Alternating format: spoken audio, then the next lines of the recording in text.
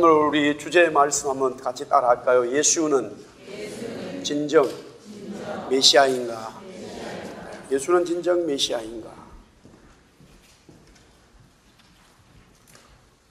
프랭크 에버그니레로 하는 희대의 사기꾼이 있었습니다.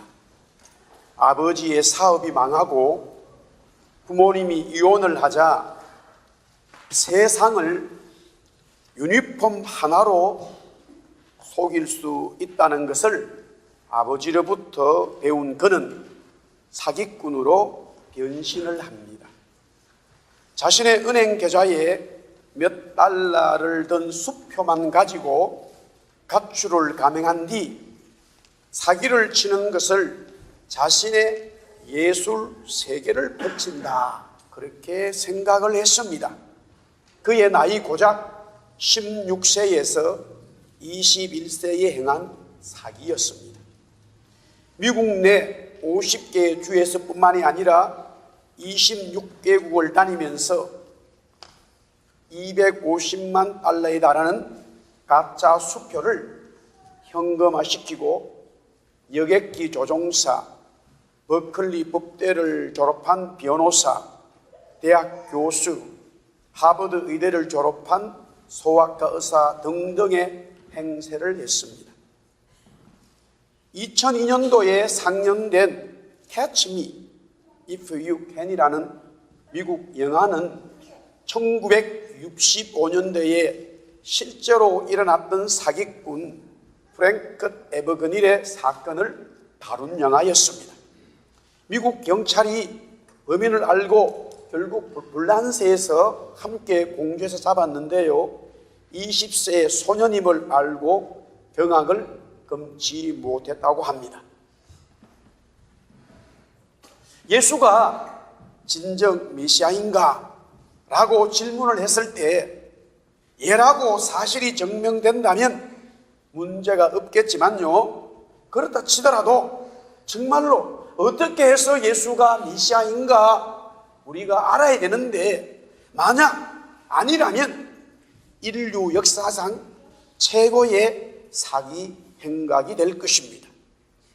예수가 최고의 사기꾼이 된다는 것이죠. 그러므로 예수가 온 인류를 향하여 사기를 친 것인가, 아니면 진실을 말한 것인가? 그의 나이 고작 30세에서 33세에 이루어진 일이었기 때문입니다. 정말로 그가 사기꾼인가, 아니면은 인류를 그의 말대로 구원한 메시아인가 라는 것이죠. 오늘 요한복음 10장 24절에 유대인들이 애워싸고 이르되 당신이 언제까지나 우리 마음을 의욕하게 하려 하나이까? 그리스도면 밝히 말씀하소서 라고 이야기하게 됩니다. 여기서 마음을 의욕하게 한다는 것은 마음을 졸이기도 하고 마음을 의심하게 한다는 뜻이에요. 예수가 그리스도 메시아 같기도 하고 아닌 것 같기도 하니 유대인들은 분명하게 예수에게 정체성을 드러내라고 외치고 있는 것입니다. 왜 그러면 그들의 마음 속에서 예수에 대한 의욕이 크고 있습니까? 이 말은 왜 유대인들은 예수를 메시아라고 인정하지 않느냐라는 질문과 동일한 것입니다. 유대인들은 창조주 하나님께서 자신들만 선택하여 하나님의 백성으로 삼으셨다고 믿고 살아왔습니다. 그런데 예수라는 청년이 나타나더니만 유대인들뿐만이 아니라 유대인들을 압제하고 있는 로마 사람들, 나아가 유대인들로부터 조롱을 받는 이방인들에게까지 하나님 나라를 선포하고 하나님 백성이 될 수 있다고 외치고 있습니다. 더 이해할 수 없는 것은 죄인으로 명명된 장녀와 세리들과 함께 음식을 나누고 그들에게 하나님의 백성이 될 수 있다고 전하고 있습니다. 문제는 모세의 율법과 성경을 예수 청년이 재해석하여 선포하고 있으니 유대인들의 마음이 편치를 않았습니다. 그러니 어찌 이런 예수를 메시아로 받아들일 수 있는가라는 것이에요. 그뿐만이 아닙니다. 그 시대의 유대는 로마의 압제를 받고 있었습니다. 그러니 하나님이 보내시는 메시아가 온다면은 당연히 로마로부터 해방을 주고 자신들이 바라는 이스라엘의 회복이 될 것으로 그들은 믿고 있었습니다. 심지어 예수를 따랐던 제자들조차도 그렇게 생각을 하고 예수를 따랐습니다. 그러나 예수는 정치적인 해방과 관련된 이야기는 이런 방구도 하지 않았습니다.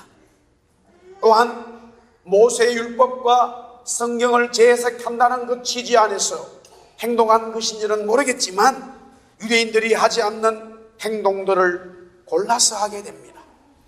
손을 씻지도 않고 음식을 먹거나 안식일 날에 하지 말아야 할 일들을 천년덕스럽게 하거나 예루살렘 성전을 감히 못 오가지 않나, 심지어 하나님 아버지와 자기와 하나라고 하면서 신성 모독을 하지 않나, 하나님만 하시는 죄를 사하여 준다고 말하지 않나 등등 도저히 유대인들의 상식으로는 받아들일 수 없는 말과 행동을 난무하게 했습니다.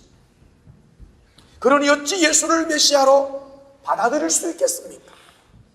그러나 예수의 말과 행동을 보면 무조건 거부할 수는 없었습니다. 그래서 유대인들은 예수를 메시아가 아닌 선지자로 여기게 되었던 것입니다. 마태복음 21장 7절에서 11절에 이렇게 기록되어져 있습니다. 나귀와 나귀 새끼를 끌고 와서 자기들의 겉옷을 그 위에 얹음에 예수께서 그 위에 타시니 무리의 대다수는 그들의 겉옷을 길에 펴고 다른 이들은 나뭇가지를 베어 길에 펴고 앞에서 가고 뒤에서 따르는 무리가 소리 높여 이르되 호산나 다윗의 자손이여 찬송하리로다. 주의 이름으로 오시는 이는 누구냐거늘 무리가 이르러 갈릴리 나사렛에서 나온 선지자 예수라 하리라. 호산나라고 하는 것은요, 지금 이 시간에 이곳에서, 지금 이 시간 이곳에서 우리를 구원하여 주소서라는 말이에요. 예수를 보고, 젊은 청년 예수를 보고, 나귀 새끼를 타고 뚱거리는 그 예수를 보고 이스라엘 백성들이 지금 이 시간에 당신이 우리들을 구원하여 주소서라고 외치고 있어요. 이 구원이라고 하는 것은, 호산나라고 하는 것은 그리스도에게, 메시아에게, 구원자에게 붙이는 말이었어요.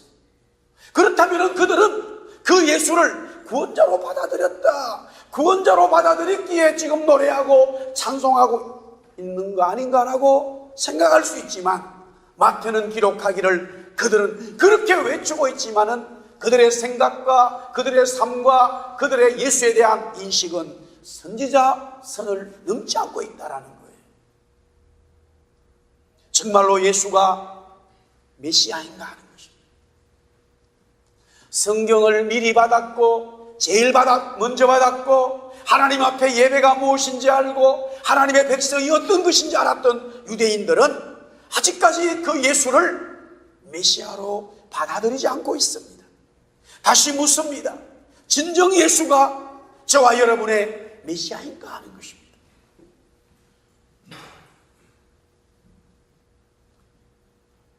오늘 요한복음 10장 25절 예수께서 대답하시되 내가 너희에게 말하여도 믿지 아니하리라 하면서 내가 내 아버지의 이름으로 행하는 일들. 요한복음 10장 29절에서 30절에 보니까 그들을 주신 내 아버지는 만물보다 크시며 아무도 아버지 손에서 빼앗을 수 없다. 나와 아버지는 하나라. 요한복음 10장 32절에 내가 아버지로 말미암아 이렇게 말합니다. 요한복음 10장 36절 38절에 아버지께서 나는 하나님의 아들이라 내 아버지의 일 너희가 아버지께서 내 안에 계시고 내가 아버지 안에 있음을 깨달아 알라. 예수님이 지금 당신이 메시아인 것을 말하시오. 당신이 정말로 사기를 치지 않고 진정 메시아인가라고 묻고 있을 때에 아버지라는 단어를 끊임없이 쓰고 있습니다. 예수님은 하나님을 자신의 아버지라 부르고 자신은 하나님의 아들이라고 명명했습니다. 아버지 하나님과 아들 자신이 하나라고 했지요. 그리고는 아버지 안에 자신이 있고 자신 안에 아버지가 있다고 했습니다. 그러므로 아들인 자신은 아버지 하나님의 일을 감당하고 있다, 사역을 한다, 그렇게 말합니다. 그렇다면은 예수님께서 말씀하시고 있는 아버지와 아들의 의미가 무엇일까 하는 것이죠. 오늘 본문의 33절 말씀을 한번 같이 볼까요? 요한복음 10장 33절 다 같이 읽겠습니다. 시작. 유대인들이 대답하되 선한 일로 말미암아 우리가 너를 돌로 치려는 것이 아니라 신성 모독으로 인하니 네가 사람이 되어 자칭 하나님이라 하니라. 주님이 말씀하시면서 하나님 아버지가 내 아버지고 하나님이 내 아버지고 나는 그 아버지의 아들인데 라고 말한 그 이유가 뭐냐면은 그 이야기를 듣고 있던 모든 유대인들이 예수는 하나님이구나 말하고 있음을 알았다는 거예요. 이스라엘 백성들은 다 말하기를 하나님이 자기의 아버지고 이스라엘 백성들은 하나님의 자녀들이라고 스스로 말해왔어요. 그러나 지금 예수님이 그 유대인들 앞에서 하나님은 나의 아버지요 나는 아버지 하나님의 아들입니다라고 말하는 그 뉘앙스, 그 말씀은 하나님이라는 사실로 말했고 그들은 예수님이 하나님인 것으로 말하고 있는 것을 제대로 인식을 했습니다. 그렇지 않다면은 그들 스스로 말합니다. 우리가 이 시간에 이 장소에서 돌로 당신은 너를 치르고자 함이 아니다. 그러나 돌로 너를 죽이고자 하는 것은 너가 하나님이라고 말하고 있기 때문에 신성 모독죄에 걸려서 너는 돌에 맞아 죽어야 된다는 거예요. 왜 예수님이 하나님을 자신의 아버지라 말하고 왜 예수님이 자신을 하나님 아버지의 아들이라고 말하는가? 이 유대인들이 듣고 이해했던 것처럼 자신은 하나님의 아들 메시아이기 때문입니다.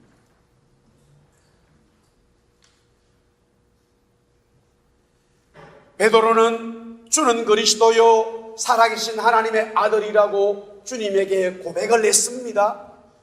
여기서 살아계신 하나님의 아들, 하나님의 아들이라고 하는 것은 하나님과 동시에 아들이라고 하는 것은 하나님이라는 사실을 고백하는 것이에요. 사도 바울은 골로새서 1장 14절에서부터 17절에 그 아들 안에서 우리가 속량 곧 제사함을 얻었도다. 그는 보이지 아니하는 하나님의 형상이시요 모든 피조물보다 먼저 나신 이시니 만물이 그에게서 창조되되 하늘과 땅에서 보이는 것들과 보이지 않는 것들과 혹은 왕권들이나 주권들이나 통치자들이나 건세들이나 만물이 다 그로 말미암아 그를 위하여 창조되었고 또한 그가 만물보다 먼저 계시고 만물이 그 안에 함께 섰느니라. 아멘. 왜 바울이 이렇게 표현했을까? 하나님 아버지의 아들인 예수 그리스도는 하나님이시고 하나님과 동등한 분이시기 때문에 만물을 창조하셨고 만물이 예수님으로 말미암아 지어져 움직이고 있다는 거예요. 이것은 하나님이 하시는 거죠. 그래서 하나님의 아들이라고 말하는 것 외에는 하나님이 가지고 있는 모든 권위와 권세와 모든 것들이 아들에게도 있다. 성부 하나님과 성자 하나님은 동일하신 분이다라는 것을 말씀하고 있는 것이에요. 예수는 진정 메시아인가?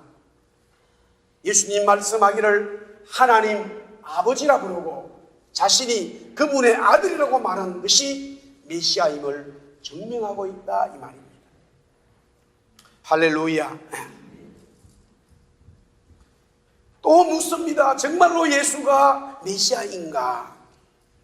오늘 요한복음 10장 27절에서부터 28절에 내 양은 내 음성을 들으며 나는 그들을 알며 그들은 나를 알으리라. 우리 한번 따라합시다. 내가 그들에게 영생을 주노니 영원히 멸망하지 아니할 것이요 또 그들을 내 손에서 빼앗을 자가 없느니라. 지금 예수님은 유대인들 앞에서 과감히 자기가 영생을 준다라고 말씀하고 있습니다. 그 영생은 영원한 생명인데 사람이 줄 수 있는 게 없어요. 사람이 줄 수 없는 거예요. 어떤 사람도 영원한 생명을 줄 수가 없어요. 의사가 어느 순간 생명을 연장시킬 수 있고 병을 고칠 수 있지만 결국에는 그 의사도 그 환자도 언젠가는 죽게 되어 있습니다. 세상적으로 유명한 철학자, 세상적으로 너무나 많은 돈을 가진 사람도 언젠가는 다 죽게 되어 있습니다. 영원한 생명을 만들 수 없어요. 영원한 생명을 가질 수가 없어요. 그런데 예수님은 과감히 말씀합니다. 영원한 생명을 주겠다라는 거예요. 영원한 생명을 줄 수 있는 자는 사람이 아니라 하나님인데, 그렇다면 예수는 메시아 구원자인 것이 분명하다 이거예요. 사기를 치는 거 아니면 진실이겠지요. 둘 중에 하나예요. 근데 오늘 예수님 말씀하기를 나는 영생을 준다라고 말씀하고 있어요. 영원한 생명, 구원을 말하는 것이죠.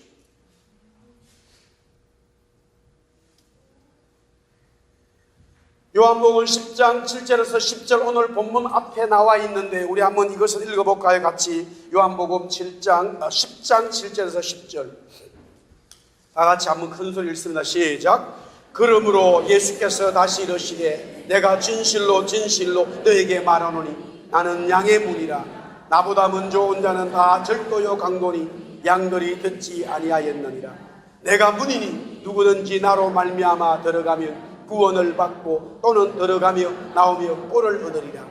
도둑이 오는 것은 도둑질하고 죽이고 멸망시키려는 것뿐이요 내가 온 것은 양으로 생명을 얻게 하고 더 풍성히 얻게 하려는 것이니라. 아멘. 예수님이 영생을 주신다고 말씀하신 그 영생은 구원인 것을 말씀하고 있었습니다. 영생이 뭐냐? 영생이 뭐냐? 그것은 바로 구원이었어요. 구원을 주고 영생을 주는 자는 메시아 그리스도 구원자만 할 수 있는 일이었습니다. 예수만이 우리에게 영생을 주고 구원을 주는 진정한 목자이기에 그 예수는 구원자였다라는 사실입니다. 그런데 왜 유대인들은 주님을 메시아로 인정하지 않고 그 말씀을 들었음에도 불구하고 예수를 돌로 쳐서 죽이려 하는가? 예수는 자기들이 생각하는 메시아의 모습이 아니었습니다. 그러니 그를 믿을 수가 없는 것이죠. 요한복음 10장 25절에서 26절에 보니까 예수께서 대답하시되 내가 너에게 말하였으되 믿지 아니하는도다. 내가 내 아버지 이름으로 행하는 일들이 나를 증거하는 것이거늘 너희가 내 양이 아니므로 믿지 아니하는도다. 유대인들은 예수를 믿지 않았습니다. 왜 믿지 않았을까? 그들이 가장 소원했던 것은 메시아 그리스도 구원자가 오면은 정치적으로 로마로부터 해방을 시키고 이스라엘이 하나님의 민족인 것을 온 천하에 드러내줘야 되는데 분명히 예수가 말씀을 전하고 메시아인 것을 간접적으로 직접적으로 사역하는 것을 보았지만은 그들이 예수를 구세주로 받아들일 수 없는 것은 1차적으로 로마 정치에 대해서 이스라엘 백성들이 유대인들이 로마로부터 압제를 당하고 있습니다만은 전혀 거기에 관심이 없었다는 사실. 너무할 정도로 관심이 없었다는 거예요. 빌라도가 유대인들을 압제합니다. 그러면 적어도 해방을 위해서 구원을 위해서 오신 메시아라면 그에게 무슨 이야기를 해야 될 거 아닙니까? 헤롯이 세례 요한을 죽이게 됩니다. 분명히 범죄한 것이었습니다.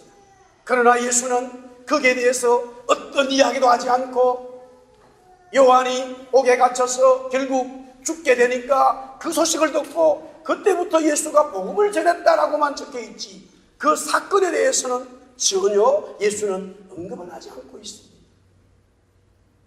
사람들이 원하고 있는, 사람들이 바라고 있는 그 무엇을 끌어주지 않고 있다는 거예요. 전혀 현실에 대해서는 무관한 행동을 하고 있더라 이거예요. 그러니 어찌 그들이 예수를 메시아로 받아들일 수 있겠습니까? 그러니 믿음이 생기지 않죠. 만약에 저와 여러분들이 혈통적인 유대인으로 태어나서 예수님 당시에 있었다면 우리 또한 마찬가지로 그 예수를 메시아로 받아들이기는 어려웠을 것입니다.